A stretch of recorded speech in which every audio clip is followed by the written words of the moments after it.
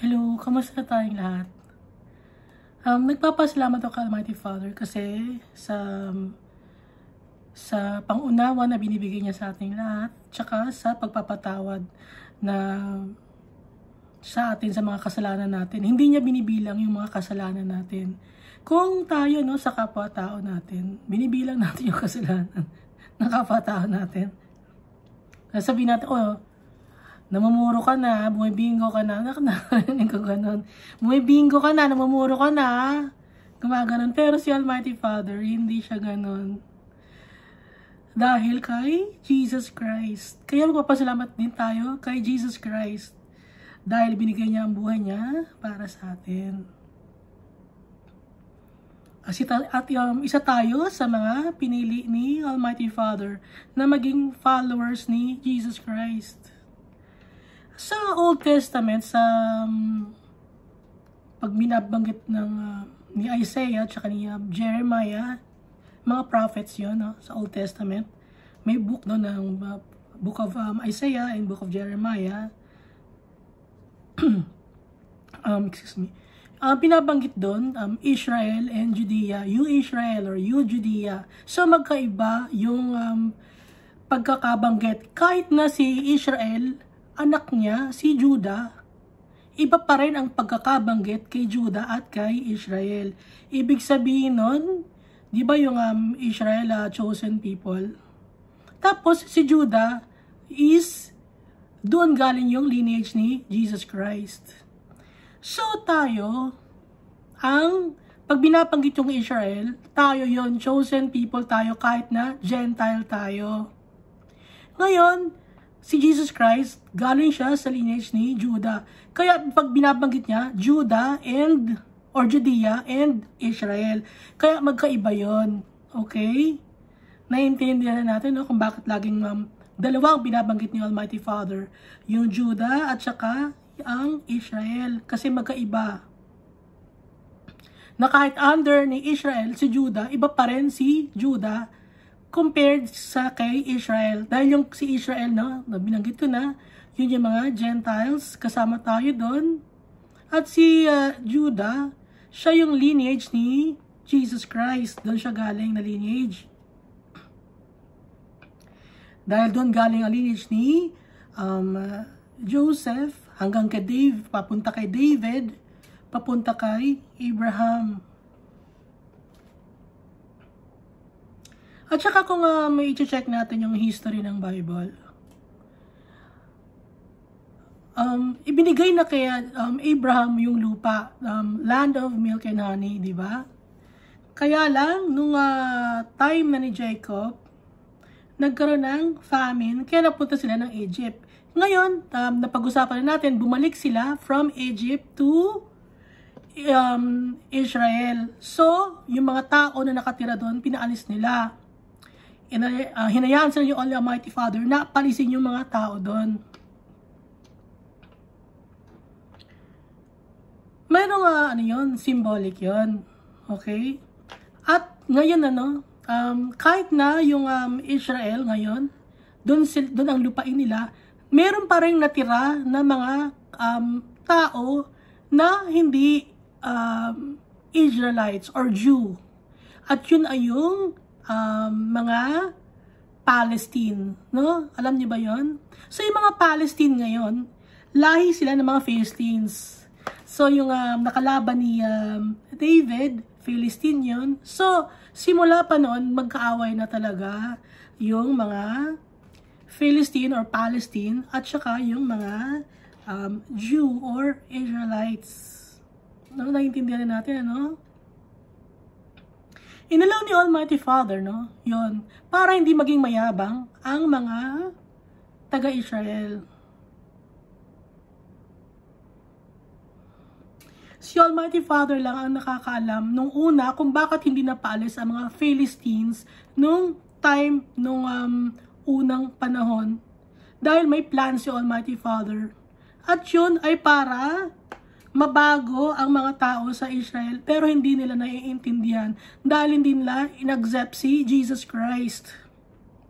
Na hanggang ngayon hindi nila ina-acknowledge si Jesus Christ.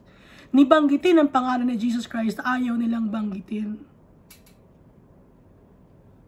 So kaya ngayon, hindi na-heal yung land nila. Laging may war. Kung magpapakumbaba lang at acknowledge nila si Jesus Christ, i-heal sila ni Almighty Father. Ganon din tayo.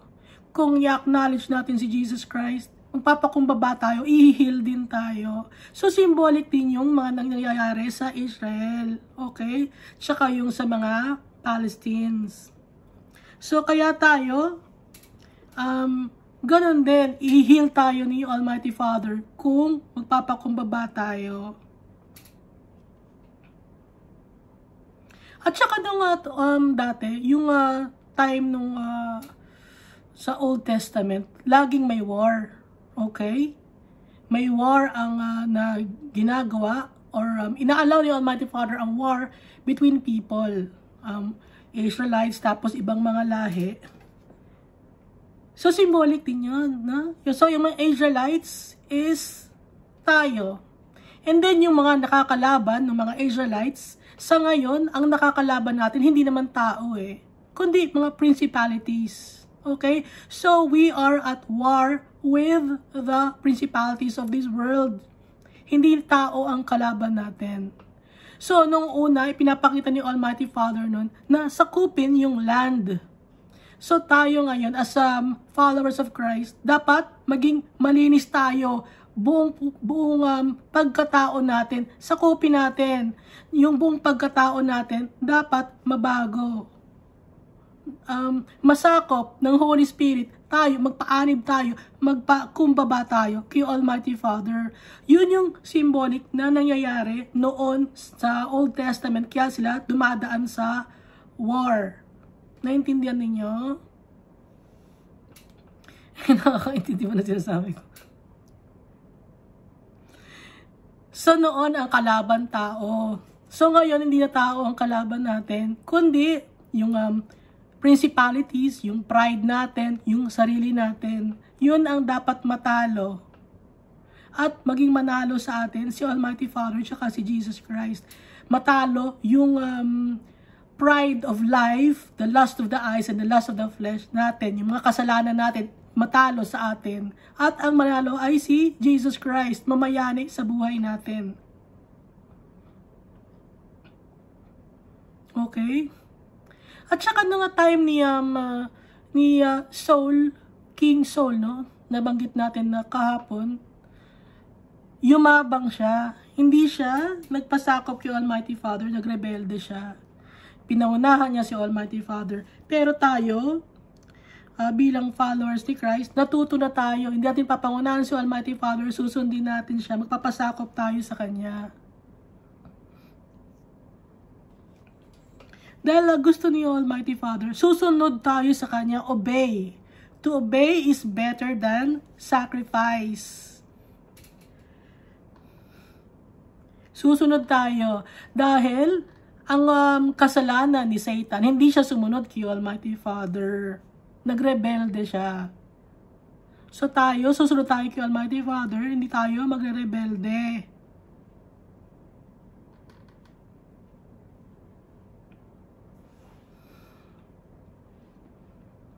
Okay? Nagkakaintindihan tayo? So yung mga nangyari sa Old Testament, symbolic yon na nangyayari rin ngayon sa atin. Hindi man tao ang kalaban, no? Kundi yung mga sarili natin at yung mga principalities of this world, yung mga namamayani na mga masasama, mga tao, mga demons na lumulukob sa mga tao, pero hindi tao ang kalaban natin, kundi kung ano or sino or kung ano man ang lumulukob sa kanila. At kung ano man ang nagiging bondage sa atin, yun ang kalaban natin. Hindi yan tao.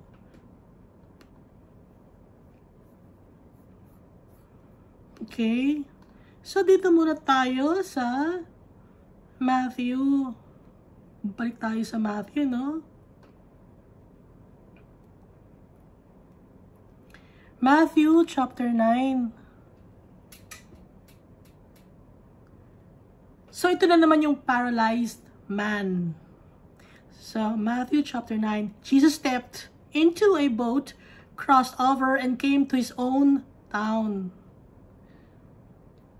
Some men brought to him a paralyzed man lying on a mat. When Jesus saw their faith, he said to the man, "Take heart, son, your sins are forgiven."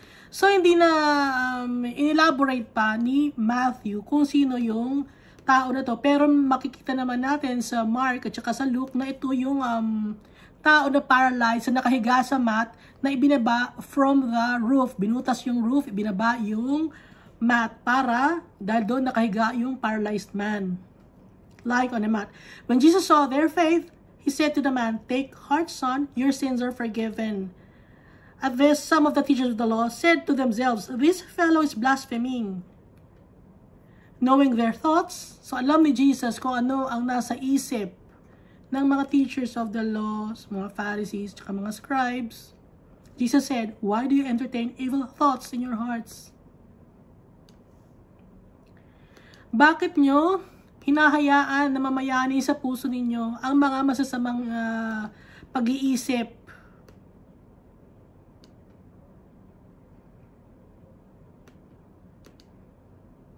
So tayo, tinuturuan tayo ni Jesus, huwag tayo mag-isip ng mga masasama sa kapwa-tao natin.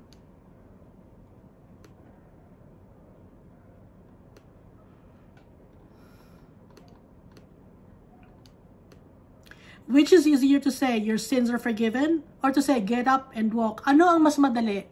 Ang sabihin na napatawad ka na sa kasalanan mo? O tumayo ka at maglakad? But I want you to know that the Son of Man has authority on earth to forgive sins. So si Jesus, pinapaalam niya sa atin na may authority siya para patawarin tayo sa mga kasalanan natin. Kaya lalapit tayo kay Jesus. Jesus, patawarin mo ako sa kasalanan ko na mga nagawa. Dahil papatawarin tayo ni Jesus. Dahil alam niya na mahirap ang kinalalagyan natin. Dahil naging tao din siya dito sa lupa. So he said to the paralyzed man, "Get up, take your mat, and go home." Then the man got up and went home. When the crowd saw this, they were filled with awe, and they praised God, who had given such authority to man. So, nung nakita ng crowd na tumayo yung lalaki at ibinuhat niya yung kanyang higaan, umuwi na siya, yung crowd o yung mga tao, nakita yon at nagulat sila. At pinuri nila si Almighty Father. Dahil binigyan si Jesus ng authority ng Almighty Father para magpatawad at magpagaling ng mga tao.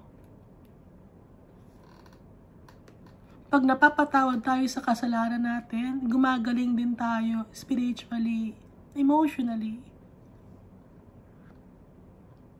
Nawawala yung guilt sa atin. Na-uplift ang spirit natin. Dahil pag nagkakasala tayo, lalo tayong nalulugmok, di ba? Pag nagkakasala tayo, lalong dumadami yung kasalanan natin. May na-harbor tayong ill feelings, tapos nag-iisip tayo ng masama sa kapwa-tao natin, tapos ang mangyayari naman sa susunod, ibubukan na naman natin yung bibig natin at maninira tayo ng tao. Tapos pag nanira naman tayo ng tao, nakakasakit na tayo ng tao, at padami na ng padami yung kasalanan natin. So, ang gagawin natin, pag nagkasala tayo, hingi tayo agad ng tawad kay Almighty Father, tsaka kay Jesus.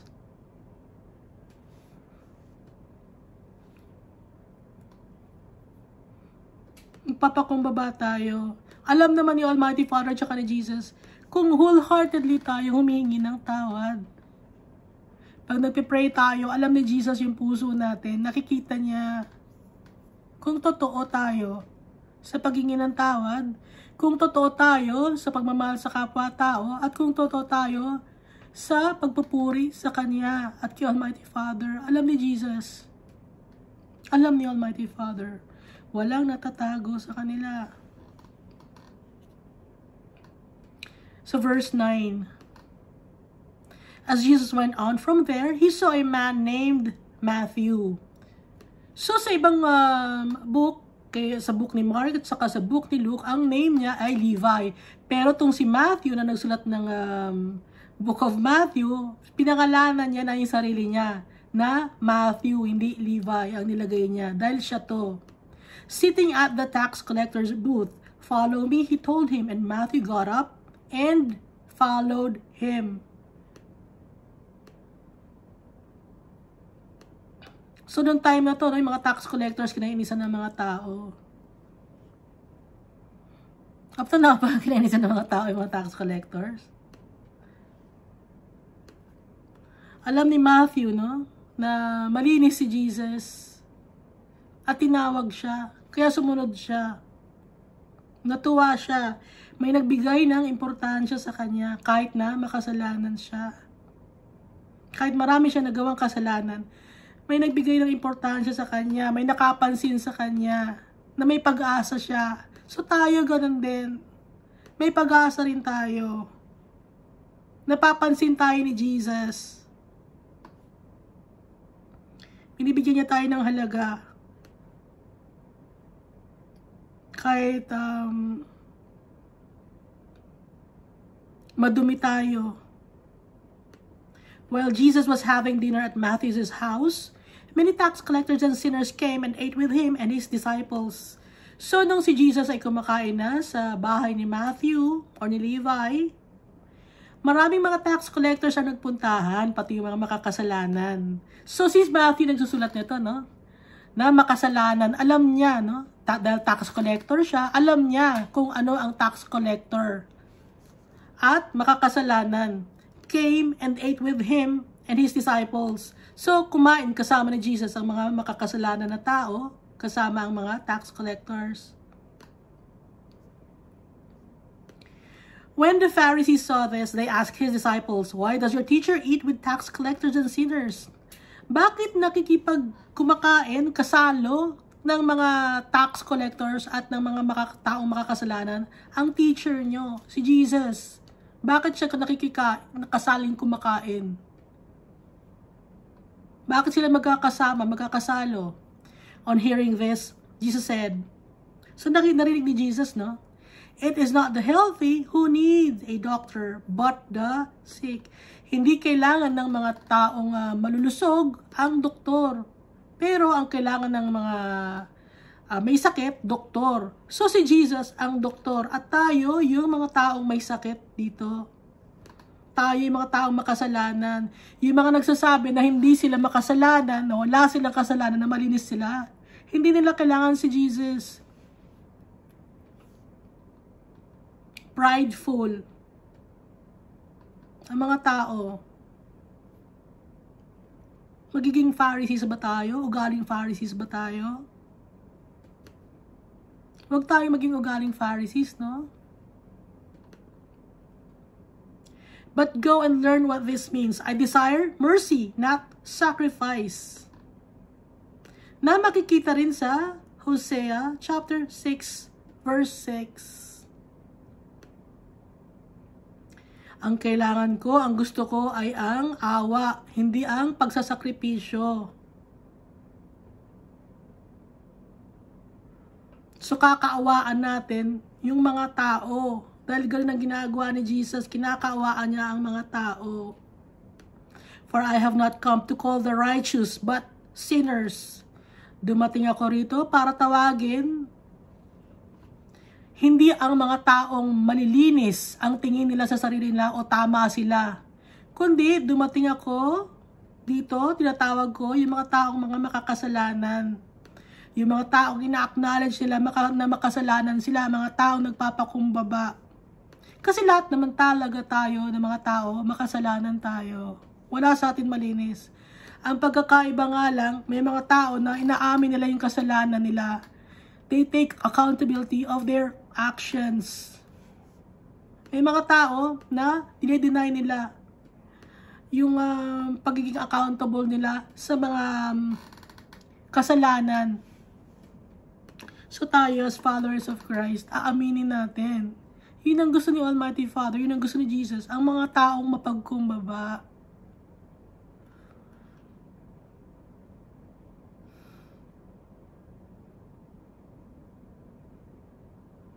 So verse 14 na, no? Then John's disciples came and asked him, "How is it that we and the Pharisees fast often, but your disciples do not fast?" So nandun yung mga disciples ni John na nakikinig din sa kanya, kasama niya. Sumusunod din sa kanya, tumitingin din kung ano ang ginagawa. Gaya ng mga crowd na sumasama sa kanya, hindi naman lahat ng crowd na kasama ni Jesus ay may faith sa kanya. Yung iba nag-uusyoso. Yung iba, tinetest si Jesus. Kung makadikit ba ako kay Jesus, ano ba, makukuha ko ba ang power ni Jesus? Ganun ang ginagawa ng ibang mga tao. Hindi lahat may faith sa kanya. Tinetest nila si Jesus.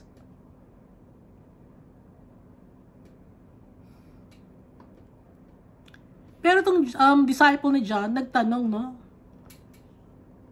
Nang walang mali siya. Bakit yung mga kami, sabi ni yung disciple ni John, at saka yung mga Pharisees, lagi nagpa-fast or hindi kumakain at lagi nagpe-pray. Pero yung mga disciples mo, hindi nagpa-fast or hindi nagpe-pray at hindi nagpa-fast. Laging kumakain. Jesus answered, "How can the guests of the bridegroom mourn while he is with them?" Paano iiyak o magluluksa ang mga guests ng bridegroom kung kasama nila ang bridegroom? Paano magpa-fast ang mga disciples ni Jesus kung kasama nila si Jesus na God, no? Son of God, Son of Man, na nagpapatawad ng kasalanan. Bakit sila magluluksa? Kasama nila si Jesus. Itong sagot ni Jesus. Dahil si Jesus ang bridegroom. The time will come when the bridegroom will be taken from them. Then they will fast. Darating ang oras na yung bridegroom or si Jesus babalik sa heaven. At yon na ang pagkakataon, ang tamang pagkakataon na para naman sila ay mag-fast. Ang fasting, alam naman natin na yung hindi ka kakain at puro prayer ka lang na gagawin mo. So verse 16. No one sews a patch of unshrunk cloth on an old garment, for the patch will pull away from that garment, making the tear worse. Neither do people pour new wine into old wineskins. If they do, the skins will burst. The wine will run out, and the wineskins will be ruined. No, they pour new wine into new wineskins, and both are preserved. So, ang binabanggit dito ni Jesus Christ is na pag-usapan natin na yung Old Covenant at saka yung New Covenant. Na-preserve yung Old Covenant. Na up to now, binabasa natin yung Old Testament. Nandun yung tungkol kay Almighty Father, yung mga prophecy. Na-preserve yun. Na may mga bagay sa Old Testament na hindi pa rin nangyayari up to now. Na nakasulat sa Book of Revelation. At ang new cloth naman na sinasabi ito or new wine na nakalagay sa new wineskins ay ang New Covenant. So naka-preserve din ang New Covenant at saka ang Old Covenant. Okay? At saka i-add ko lang, no? Yung Old Covenant at saka New Covenant. So kung ang year ngayon ay 2024, nag-umpisa yung AD nung syempre di ba AD alam 1 or AD, no? 1 AD, 2 AD. Yung AD means Anno Domini, Year of the Lord, ang ibig sabihin nun, Anno Domini. Tapos, yung AD, yun, ano? Yung BC, it's before Christ. So, ang pag-compute ng year, so kung 2024 na ngayon, so yung mundo natin ngayon, mga more or less 5,000 years na. hindi lang, merong margin of error, no? Kasi, nung time naman niyang no olden days, matagal na, hindi naman 365 days, no? Yung bilang ng taon. Naintindihan niyo ba ako? Nung nito lang nagkaroon ng 365 days, no? Bago lang, 1200 ba? Bago lang nagkaroon ng 365 days. Pero nung panahon nila Moses, hindi 365 days yung bilang ng araw in a year. Kaya may margin of error. At saka kung titingnan nyo, Anno Domini is the year of the Lord ang ibig sabihin. So, buong mundo yon, AD ang ginagamit, di ba? Ngayon, recently, ginawa nilang, instead of AD, ang ginawa nila ay CE. So, yung BC, yung before Christ, ang ginawa nila ay BCE. So, kababago lang, no? Nito lang, 2020 o 2019 lang nila binago.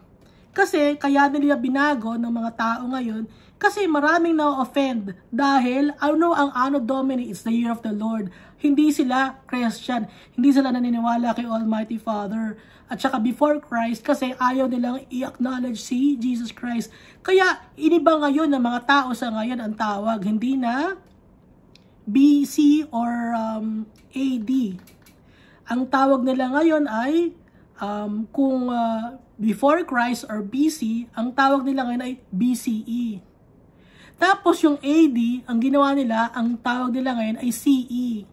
No? Kung i-check nyo. Hindi sila nag-iisip. Bakit? Mas napalapit. Okay? So dati, before Christ, BC. Ginawa lang BCE, akala nila naging before Common Era. Pero, hindi ang Common Era, before Christ era. Ngayon, yung AD naman na Anno Domini, inibad lang, ginawa lang CE nila. CE, no? Ginawa lang CE. So, sabi nila Common Era daw, no? Ang ibig sabihin nun, or current era. Pero, kung check mo, it's Christ era. Mas napalapit ngayon, no? Gusto nilang ibahin, pero yung letters na ginamit nila, BCE, instead of before Christ, is before Common Era. Pero tayo ng mga followers ni Christ, ang gagawin natin, before Christ era. And then yung AD, instead of Anno Domini, instead of Common Era, sa atin, ang tawag natin, Christ's era. Dahil panahon na ni Christ ngayon, malapit na siyang dumating. Nagkakaintindihan tayo, no? So may mga tao na na-offend, pero mas napalapit ng iniba nila. Nakakatawa, hindi ba kayo natatawa? Mas napalapit. Kaya magpapasalamat tayo kay Almighty Father. Akala kasi ng mga tao, matalino na sila. Hindi nila matatalo si Almighty Father.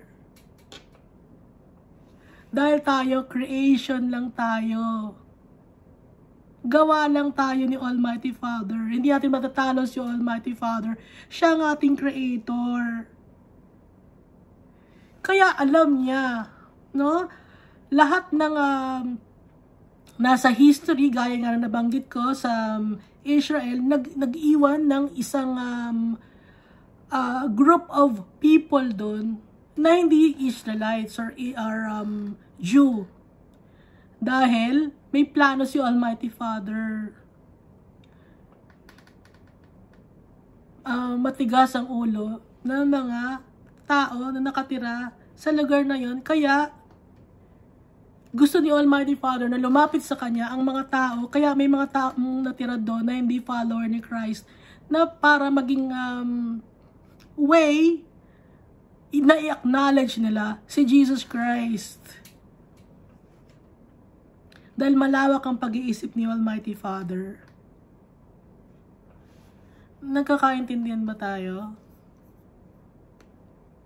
Ako lang So yung mga Philistine, no? Ulitin ko yung Philistine na si Goliath. Kalay yon ng mga Palestine ngayon na nakatira sa Gaza. Maliit lang yung Gaza Strip na yon. Doon nakatira yung mga Palestine ngayon na dating mga Philistines na matagal ng kalaban ng mga Israelites. Na hindi sila napaalis doon dahil may plano si Almighty Father at yun ay ang magpakumbaba ang mga tao sa Israel, i-acknowledge nila si Jesus Christ. Lahat ng mga bagay na ginagawa ni Almighty Father ay para sa ikapupuri ng pangalan niya at para kay Jesus Christ na i-acknowledge natin lahat ng mga tao sa Israel. Hindi nila ina-acknowledge si Jesus. Hanggat hindi nila ina-acknowledge si Jesus, hindi may heal ang land nila. So tayo, ang application naman sa atin, hanggat hindi natin ina-acknowledge si Jesus Christ as our Lord and Savior, hindi tayo may heal spiritually, emotionally, physically. Hindi natin makukuha ang ating inheritance. Intindihan nyo na, no?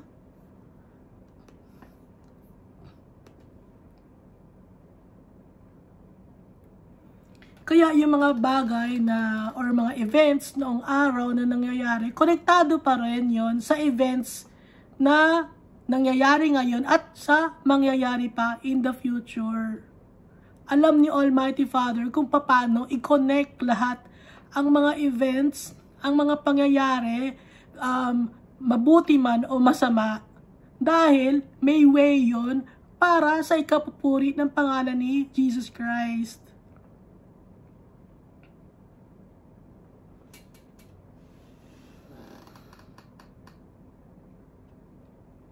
Dito tayo sa verse 18, ano? While he was saying this, a synagogue leader came and knelt before him and said, "My daughter has just died." So ito si Jairus, no? Sa Mark at saka sa Luke, meron din si Jairus. Pero hindi pinangalanan dito si Jairus. Binanggit lang synagogue leader. A synagogue leader came and knelt before him and said, "My daughter has just died, but come and put your hand on her and she will live." Jesus got up and went with him, and so did his disciples. Just then a woman who had been subject to bleeding for 12 years came up behind him and touched the edge of his cloak. She said to herself, "If I only touch his cloak, I will be healed." So, meron dito sa Luke at saka sa Mark. So, ito yung dinudugo na babae, 12 years. Na naghawak lang sa damit ni Jesus at napagaling siya. So, kahit siksikan, no?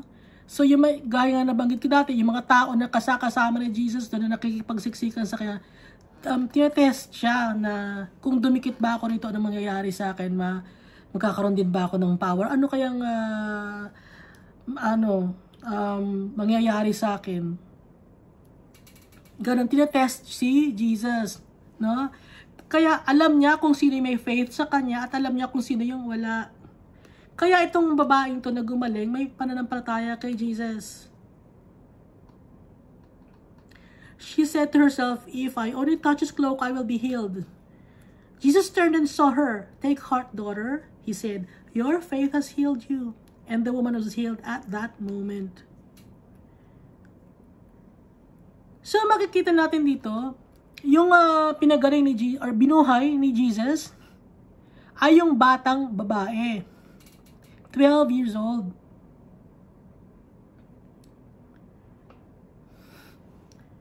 Tapos, makikita din natin dito, isang babae naman, na matured woman na siya, At may bleeding siya for 12 years na.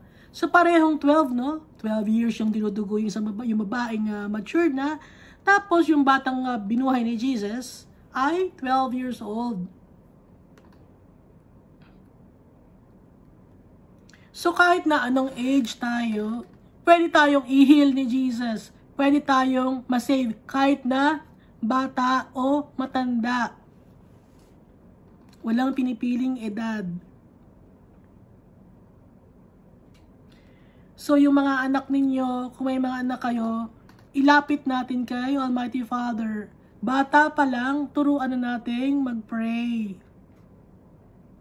I-introduce natin yung Bible sa mga bata. Kung may mga anak kayo, no? Or sa mga pamangkin ninyo, ka-close ninyo, i-introduce natin ang Bible. Nung bata pa ako, matagal na panahon yun. Imbis na yung mga pinapanood namin, yung mga anime, no? Walang, may anime ba nun? Meron. Pero hindi anime na patayan, no? Pero Japanese din. Merong show or cartoons na ang title yung Superbook. So yung Superbook is the Bible. Tapos yung pinapresent doon or pinapalabas doon sa Superbook na yun, na cartoons yun, is yung story sa Bible. So ngayon wala na, no? Marami kasing na-offend. Mas gusto niya lang manood ng mga Korean novela, yung paghihigante. Yun ang gusto panoorin ng mga tao ngayon. Yung usually gano'n ang story. Yung maghihiganti ka, bata ka, inapi ka, maghihiganti ka. Pag lumaki ka, yayaman ka, apihin mo ngayon yung mga nang-aaway sa'yo. Gano'n ang story ngayon. Kaya yung mga bata ngayon, iba na ang ugali. So, kaya matanda na ako. No? So, mas, yung, noong dati, noong 1500s, iba yung mga bata nun. So, dito, makikita natin, 12 years old, iba yung bata nun, kino-consider pa na bata nung time na to. Sa ngayon, pag tinasabing 12 years old, medyo, iba na, diba? Yung mga 12 years old na mga batang babae sa ngayon. Kung ano-ano na ang ginagawa sa social media. Pero ito, bata to, na turuan natin yung mga anak natin o yung mga anak ninyo ng tungkol kay Jesus. Para habang lumalaki sila, magkakaroon sila ng pag-asa. Gaya natin, wag natin itago sa mga bata si Almighty Father. Magtanim tayo ng binhi sa puso ng mga bata. Dahil yung binhi na yon sa ngayon, kung hindi yun na tatanim, no, sa ngayon, darating ang oras, maaalala nila na may naitanim sa puso nila ng Word of God. At pag may mga problema sila, alam nila kung sino ang kanilang lalapitan. Alam nila kung sino ang kanilang Savior at Redeemer. So, dati ang isip natin ang importanteng ibigay sa mga bata is education. No? Ang importanteng ibigay sa mga bata is yung Word of God. Para lumaki ang mga bata na may takot sa Diyos, maging strong sila spiritually. Kasi ngayon, ang daming mga bata na expose, nagkakaroon sa mga problema, nagkakaroon ng mental issue ang mga bata. Ang daming mga batang gumagawa ng mga bagay na hindi dapat gawin ng mga bata, no? So, kailangan natin tulungan yung mga bata. Kaya dito, binabanggit dito yung bata na binuhay ni Jesus. So kahit bata pa lang, pwede nating i-introduce si Jesus sa mga bata. So at hindi lang sa mga bata, kundi pati na rin sa matanda, gaya itong babae na nagbi-bleed. Pag nabanggit ko na, pag nagbi-bleed ang isang babae ng Old Testament, madumi yun, no? 7 days na kahit na upuan lang ng babaeng may monthly period, yung upuan, hindi, madumi na yon, kino-consider na madumi yon. Huwag kang uupo dyan sa inupuan ng babae may monthly period kasi madumi yan. Yun ang kino-consider nun sa Old Testament. Pero pinapakita dito na kahit na si Jesus ay yung damit ni Jesus, yung cloak niya or yung clothes niya na hawakan ng babaeng may dugo or may bleeding for 12 years, hindi siya nadumihan.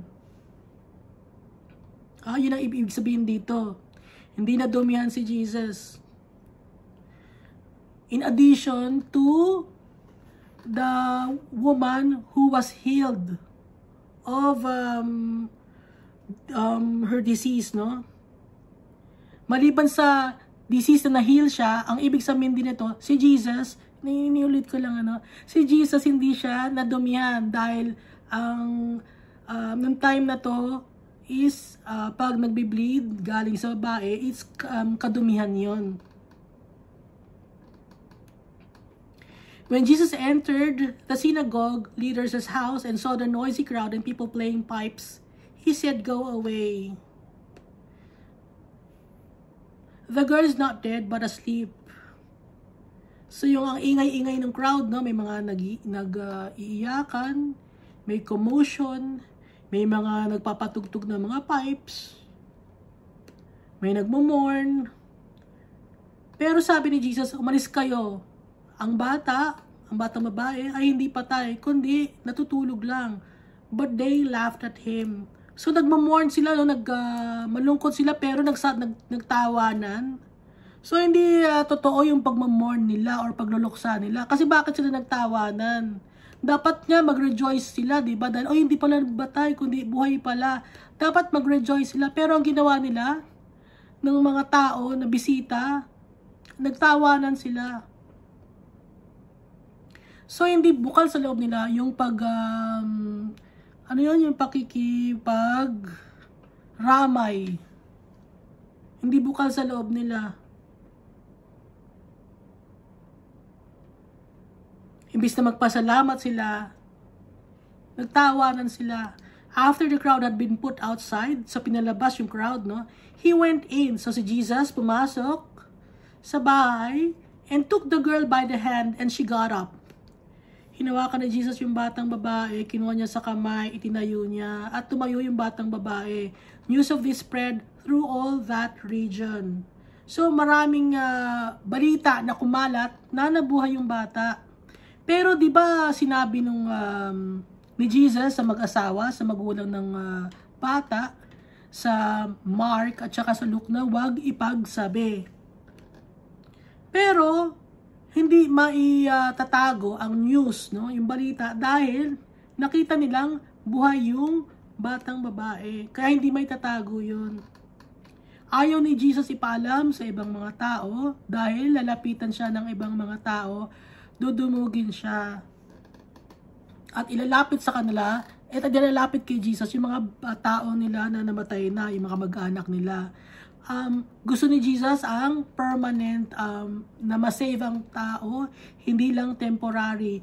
Dinisplay lang ni Jesus yung kanyang power para yung mga tao magkaroon ng pananampalataya sa kanya, makita ng mga tao na siya ang padala ni Almighty Father. Si Jesus lang ang nakakagawa nito. Wala nang iba. Hanggang ngayon, walang nakakagawa ng ganito na power. Si Jesus lang.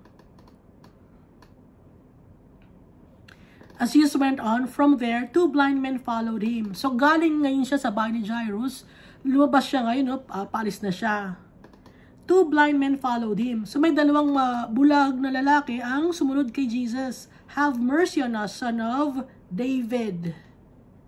Sabi ng dalawang bulag. When he had gone indoors, the blind men came to him and he asked them, "Do you believe that I am able to do this?" So sa labas may sumisigaw na dalawang bulag na lalaki, "Maawa ka sa akin, maawa ka sa amin, anak ni David." Or dahil nga ka-lineage niya si David. Dahil alam nila na ang Messiah ay manggagaling sa lineage ni David. Kaya sinabi lang, "Son of David."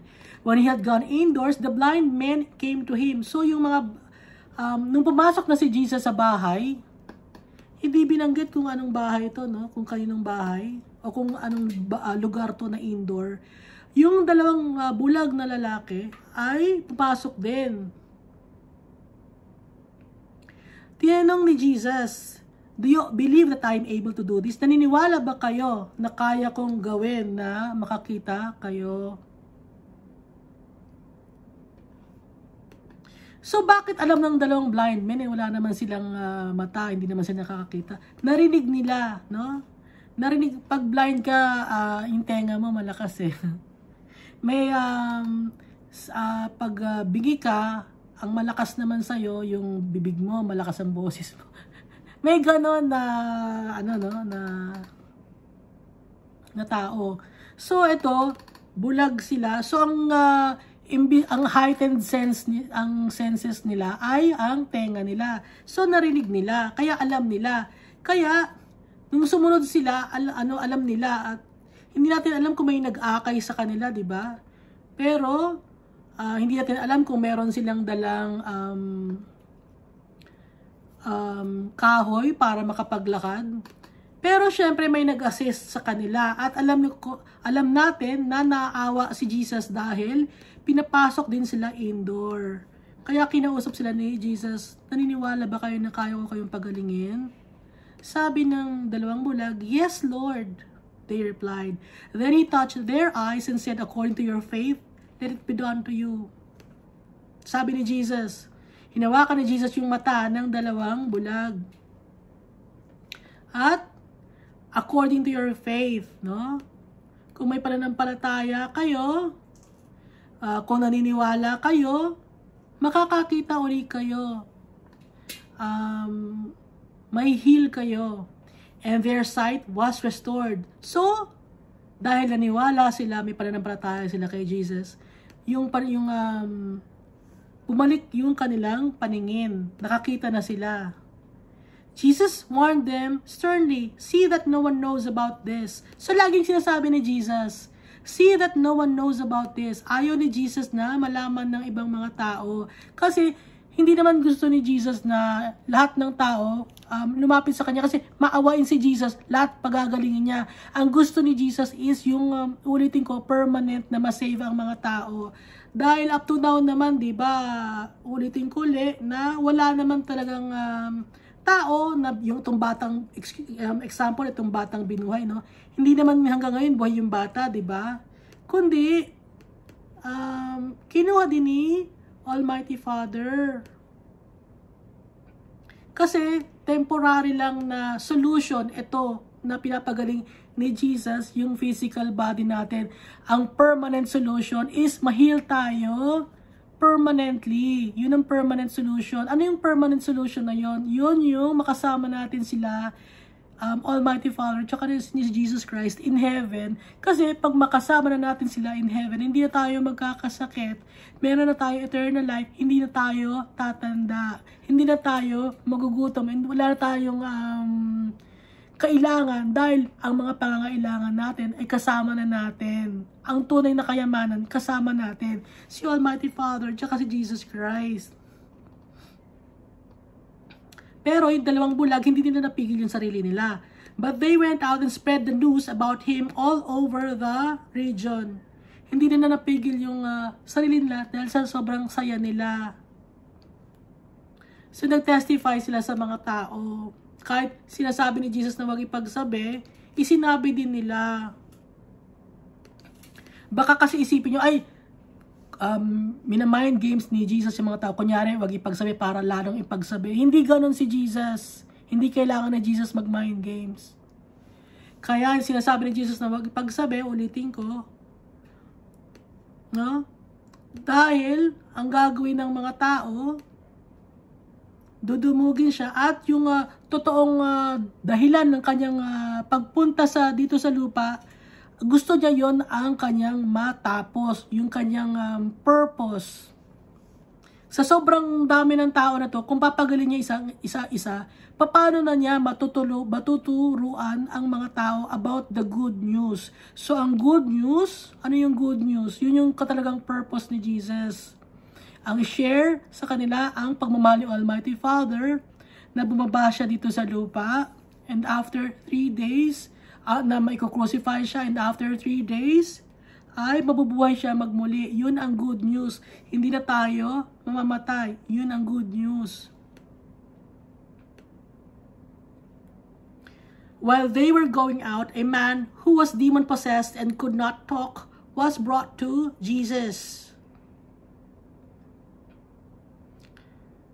So, meron na namang demon-possessed, no? Na tao rito na hindi makapagsalita. So, mute siya.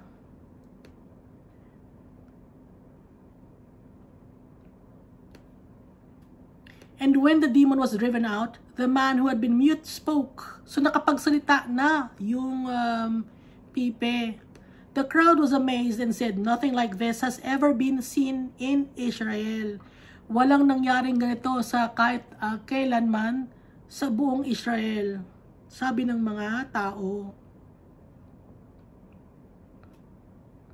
Ang daming na-amazed sa power ni Jesus Christ. Ang daming nagulat, ang daming humanga. Pero si Jesus, hindi niya kailangan ng validation ng mga tao. Dahil alam ni Jesus, ang puso ng tao, paiba-iba. Diba nga, malalaman natin yun, no? Hanggang ngayon, paiba-iba pa rin ang puso ng tao. Sa social media pa lang, no? Sa una, ang galing-galing niya, pinupuri. Tapos makakita lang ng may masamang nagawa or nakakitaan ng kasamaan ng ugali, isinusumpa na, kinakancel na. So, ganun ang ugali ng tao. Kaya si Jesus, hindi niya need ng validation ng tao. Kaya siya bumaba para i-save tayo, hindi para yung validation natin.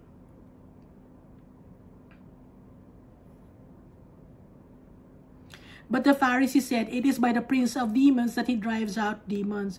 Yung mga Pharisees, patuloy na naiinggit sa kanya. So kasama rin sa crowd yung mga Pharisees na nagsusumiksik na makiusyoso kay Jesus.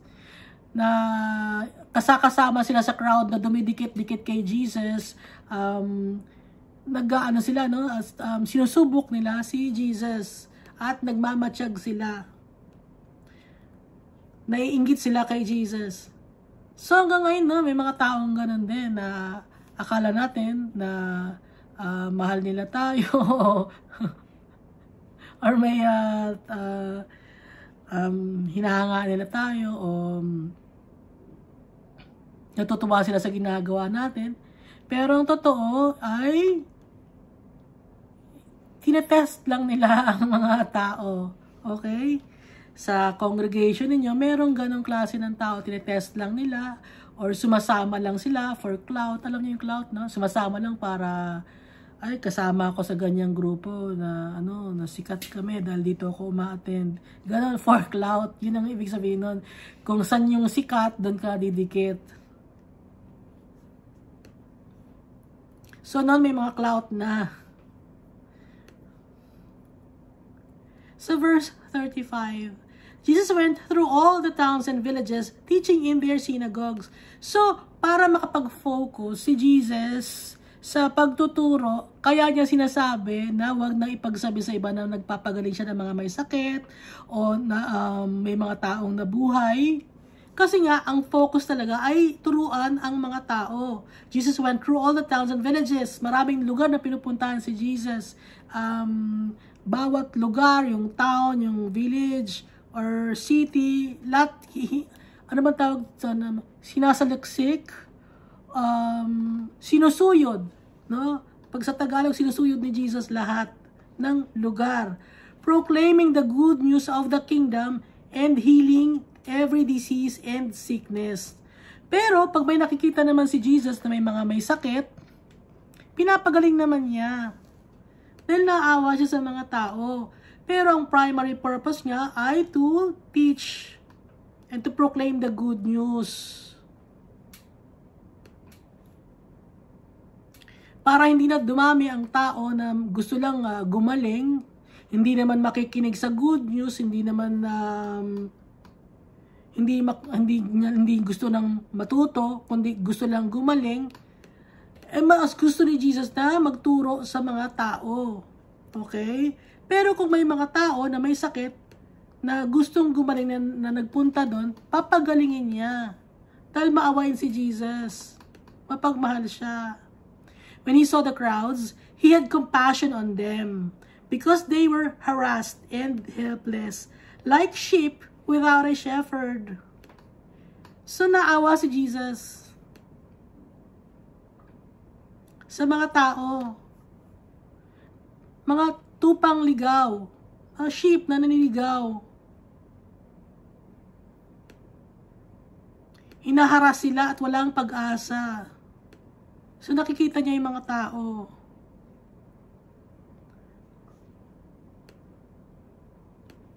Yung nadudurog yung puso ni Jesus Christ. Nakikita niya yung mga tao na walang kalaban-laban at nahaharas. Nadudurog yung puso ni Jesus.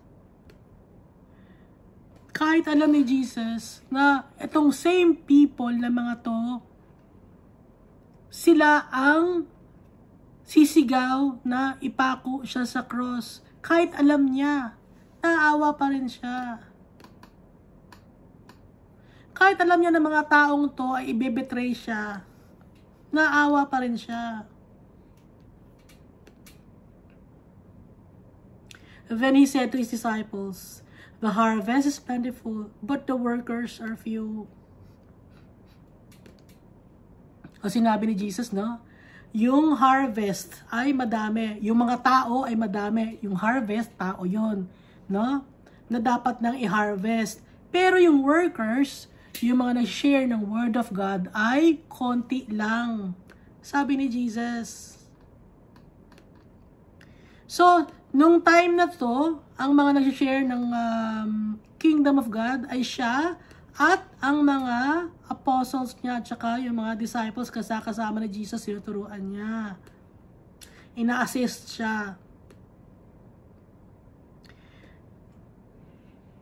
So sa ngayon, applicable din sa atin to. Maraming tao ngayon ang kailangan na makarinig ng salita ng Diyos. Kahit narinig na nila, kailangan nilang maalala.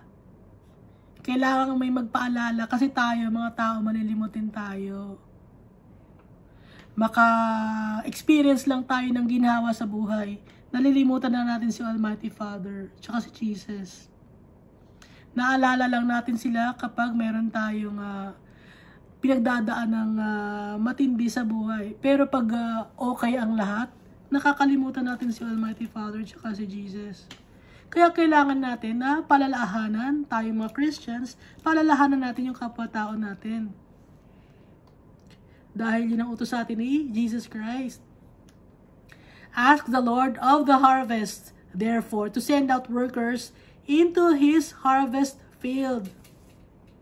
Mag-pray kayo kay Almighty Father, the Lord of the harvest, na magpadala ng mga workers, magpadala ng servants para sa mga tao na kailangan nila makarinig ng salita ng Diyos at may magpaalala sa kanila na si Almighty Father at si Jesus Christ ang kailangan nila para hindi maghirap ang tao, para makuha nila ang inheritance nila, para ma-inform sila. Kaya tayo as followers of Christ, i-inform natin ang mga tao yung na meron tayong mamanahin. May inheritance tayo.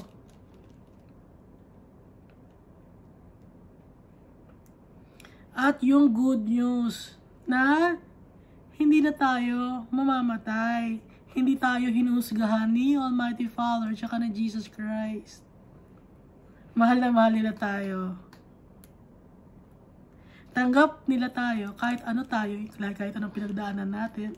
Kahit napakadumi ng pinagdaanan natin, tanggap tayo.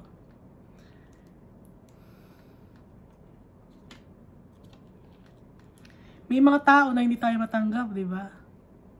Hindi na tayo tanggap. Pero si Almighty Father at si Jesus Christ, Hari ng mga hari, Diyos ng mga Diyos, tanggap tayo. So, hindi tayo dapat mag-alala. Kung ang tao, kahit hindi nila tayo tanggap, ang importante, tanggap tayo ni Almighty Father tsaka ni Jesus Christ. Yun ang importante. Kaya wag tayong malulungkot. Kung ano man ang mga naging kasalanan natin, burado na yun lahat.